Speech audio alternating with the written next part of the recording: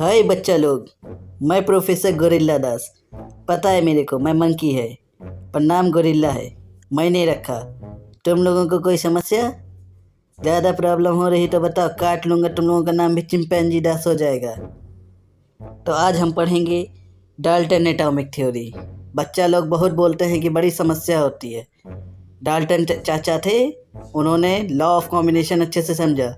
वैसे उम्मीद करते हैं कि जो सागर सर ने पढ़ाया था, जो अपने सागर सर थे, उन्होंने 2 रूल बता के गए थे। पहला मास कंजर्वेशन लॉ, दूसरा डेफिनेट प्रोपोर्शन लॉ। वो अच्छे से पढ़ लिया था। अगर नहीं पढ़ा तो उसे अच्छे से पढ़ लो जाकर। उसके बाद अब हम पढ़ेंगे डाल्टन एटॉमिक थ्योरी। तो लॉ ऑफ कॉम्बिनेशन समझने के बाद डाल्टन चाचा जो अपने थे ना, उन्होंने कुछ रूल्स दिए थे, कुछ पॉइंट्स दिए थे। उस पॉइंट्स को ही जो कॉम्बिनेशन बना, उन्हें बोला डाल्टन एटॉमिक थ्योरी। तो अब हम उन्हीं को पढ़ेंगे। तो पहला पॉइंट है ये मैटर। तो आप लोगों ने पढ़ा ही होगा। क्या मैटर? वही जो स्पेस लेता है और जिसमें मास होता है। वो हर तरह का मैटर, हर तरह का सब्सटेंस बहुत ही छोटे छोटे पार्टिकल से मिलके बना, जिसे अपन लोगों ने एटम नाम दिया। एटम नाम तो सुना ही होगा। सेकेंड पॉइंट जो है, उसको समझने से पहले इसको थोड़ा और अच्छे देखते हैं, थोड़ा घूमते हैं, टहलते हैं, और कहो तो थोड़ा नाचते भी हैं बिड़ू। चलो अब इसके सारे पॉइंट्स आपकी स्क्रीन पर अच्छे से देख लो और समझ लो। उसके बाद बोलना नहीं कि समझाया नहीं, ठीक है? तो ये था हमारा पहला पॉइंट। अब हम बढ़ते हैं अपने अगले पॉइंट की ओर। आप लोग सोच रहे होगा जगह क्यों बदल दिया। अरे यार, बोर हो गए थे। तुम लोग नहीं होते क्या एक ही जगह रुके रुके? चलो अच्छा, टाइम वेस्ट नहीं करते, देखते हैं अपना अगला पॉइंट। एटम जो होते हैं पर्टिकुलर, अगर हम कोई एलिमेंट ले लें, जैसे गोल्ड ले लें या आयरन ले लें या कोई भी एलिमेंट ले लें, तो उसमें जितने भी एटम होंगे वो सभी एक जैसे ही होंगे, चाहे वो किसी भी रिस्पेक्ट में देख लें आप लोग। अरे बर्तन ना भड़बड़ाओ यार, पढ़ाई कर रहे हैं।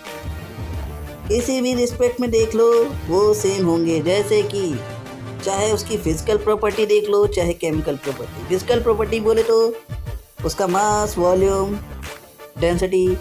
केमिकल प्रॉपर्टी जैसे कि एक एटम केमिकल रिएक्शन करेगा, वैसे ही पूरा एलिमेंट भी केमिकल रिएक्शन करेगा। तो ये रहा हमारा दूसरा पॉइंट। उम्मीद करते हैं समझ में आ गया होगा। चलो अब देखते हैं अपना तीसरा पॉइंट। अगर समझ ना आए तो दोबारा फिर देखना, देखने का पैसा नहीं लगता। मैं प्रोफेसर शेर सिंह आपको बताने आया हूँ अगला पॉइंट। आप लोग सोच रहे होंगे पुराना वाला किधर गया। जिन्होंने बर्तन खड़काया वो उनको खड़काने गया है। अब हम देखेंगे अगला पॉइंट। अगर हम डिफरेंट एलिमेंट लेते हैं तो उसके जो एटम्स होते हैं वो भी प्रॉपर्टी में डिफरेंट होते हैं। जैसे अगर हम एक गोल्ड ले लें और एक आयरन की रॉड ले लें, तो गोल्ड में जितने एटम होंगे वो आपस में एक जैसे होंगे, लेकिन वो आयरन के जो एलिमेंट होंगे उनसे एकदम अलग होंगे। उम्मीद करते हैं समझ में आया होगा ये पॉइंट। अगर नहीं आया तो फिर से पढ़ लो और पुराने वीडियो भी देख लो, नहीं तो मैं रात में आऊँगा और तुमको उठा ले जाऊँगा। हाँ, आप देखते हैं हम अपना अगला पॉइंट। एटम्स जो होते हैं इंडिविजिबल होते हैं, मतलब उन्हें और आगे नहीं तोड़ सकते। हालांकि ये गलत चीज़ है, पर डाल्टन को ये पता नहीं था। उनके टाइम तक यही सही माना जाता था। आगे चल के पता चला कि एटम भी टूट सकते हैं।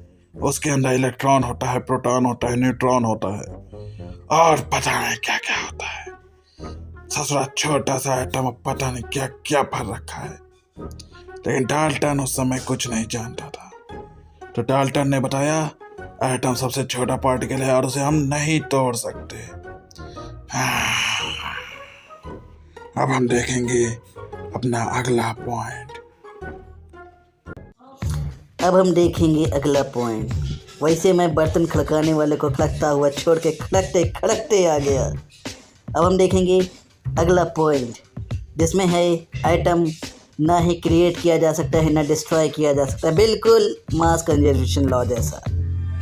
इस पॉइंट ने ये प्रूव कर दिया कि डाल्टन थ्योरी जो थी मास कंजर्वेशन लॉ को फॉलो करती है, क्योंकि मास कंजर्वेशन लॉ में मास को भी नहीं क्रिएट कर सकते थे, ना ही डिस्ट्रॉय कर सकते थे। बस क्या करते थे, एक फॉर्म से दूसरे फॉर्म में चेंज करते थे। तो इसमें भी वही होगा। एटम जो होता है स्मॉलेस्ट यूनिट होता है किसी भी केमिकल रिएक्शन का। मतलब कि एटम जो होता है बस अपना प्लेस चेंज कर लेता है, ना ही क्रिएट होता है ना ही डिस्ट्रॉय होता है। जैसे कि हम देखेंगे इस केमिकल रिएक्शन में कि सोडियम हाइड्रोक्साइड की रिएक्शन जब हमने हाइड्रोक्लोरिक एसिड से कराई तो सोडियम क्लोरीन सब ने अपनी जगह बदल ली, मतलब एटम ने अपनी जगह बदली, पर ना ही क्रिएट हुआ नया एटम ना ही डिस्ट्रॉय हुआ। अरे मेरे को पानी में किसी छोटे में गिर जाएगा, मेरे किनारे ला। अब ठीक है, अब ठीक। आगे आगे बिल्कुल सही आगे। हाँ तो देखते हैं अगला पॉइंट। तो इसमें ये है कि जब भी कोई कंपाउंड बनेगा तो उसमें जो एटम होंगे वो हमेशा सेम होंगे, मतलब एक जैसे एटम और सेम नंबर में ही कंबाइंड होंगे। जैसे कि कार्बन डाइऑक्साइड एक क्या है, कंपाउंड है। कंपाउंड क्या होता है, जिसमें अलग अलग टाइप के एटम मिले। जब भी अलग अलग टाइप के एटम्स आपस में कंबाइंड होते हैं तो वो कंपाउंड होता है।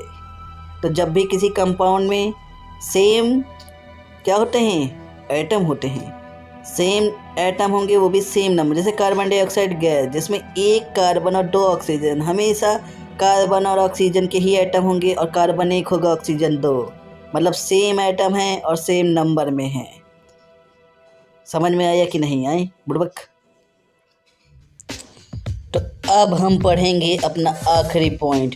थोड़ा नीचे आ जाओ। हाँ तो होता ये है कि जब भी अलग अलग एलिमेंट्स के, अरे कहाँ गया, सीधा होने दे, गिर रहा हूँ। हाँ तो भैया जो भी एलिमेंट है, कैसा भी एलिमेंट है, मतलब अलग अलग एलिमेंट है।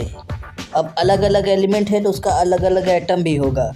तो कहने का मतलब ये है कि एलिमेंट्स के अलग अलग एटम हमेशा आपस में जब भी कंबाइन होते हैं तो एक सिंपल होल नंबर रेशियो में कंबाइन होते हैं। तो ये जो लॉ हुआ ये कांस्टेंट प्रोपोर्शन लॉ या डेफिनेट प्रोपोर्शन लॉ को फॉलो करता है। उसमें भी क्या था कि जब भी आपस में एटम कंबाइन होते थे तो हमेशा मास के एक फिक्स रेशियो में कंबाइन होते थे। यहाँ भी वही है कि जब भी एटम कंबाइन होंगे तो वो क्या होंगे, एक फिक्स होल नंबर में ही कंबाइन होंगे। तो डाल्टन एटॉमिक थ्योरी मैंने पूरी पढ़ ली, नॉलेज बढ़ गया तो मेरा साइज़ भी बड़ा हो गया। अब जल्दी जल्दी फिर से एक बार पूरा देख लेते हैं क्या क्या हमने पढ़ा। तो सबसे पहला पॉइंट है कि कोई भी मैटर होता है वो छोटे छोटे पार्टिकल से मिलके बनता है जिसे हम एटम बोलते हैं। सेकंड पॉइंट था एटम जो होता है किसी भी एलिमेंट का वो हमेशा आइडेंटिकल प्रॉपर्टी शो करता है, मतलब एक एलिमेंट के जितने भी एटम होंगे वो सारे हर तरह से सेम होंगे, चाहे उनकी फिजिकल प्रॉपर्टी ले लें या केमिकल प्रॉपर्टी ले लें। अब थर्ड पॉइंट था कि अलग अलग एलिमेंट के जो एटम्स होते हैं वो अलग अलग होते हैं, मतलब सोने के एलिमेंट्स आपस में तो सब एक जैसे होंगे लेकिन वो आयरन के एलिमेंट से अलग अलग होंगे। चौथा पॉइंट है कि एटम इंडिविजिबल है, मतलब उसको हम आगे और ज़्यादा नहीं तोड़ सकते। हालांकि ये पॉइंट सब गलत हैं, कुछ पॉइंट गलत हैं, पर डाल्टन चाचा ने कहा है तो मानना तो पड़ेगा ही। इसके बाद है एटम जो होता है यूनिट है किसी भी केमिकल रिएक्शन, मतलब किसी भी केमिकल रिएक्शन में एटम अपनी जगह बदलते रहते हैं। अब मैं बहुत बड़ा हो गया है इसलिए मैं लेटे लेटे पढ़ाएगा, वरना तेरी स्क्रीन में मैं नहीं आएगा। तो आगे देखते हैं फिफ्थ पॉइंट। जो एटम होता है उसे ना ही क्रिएट किया जा सकता है ना ही डिस्ट्रॉय किया जा सकता है, मतलब मास कंजर्वेशन लॉ फॉलो करेगा। एटम जो होता है किसी भी केमिकल रिएक्शन का सबसे स्मॉलेस्ट पार्टिकल होता है, मतलब ये केमिकल रिएक्शन में पार्टिसिपेट करने वाला सबसे छोटा पार्टिकल है।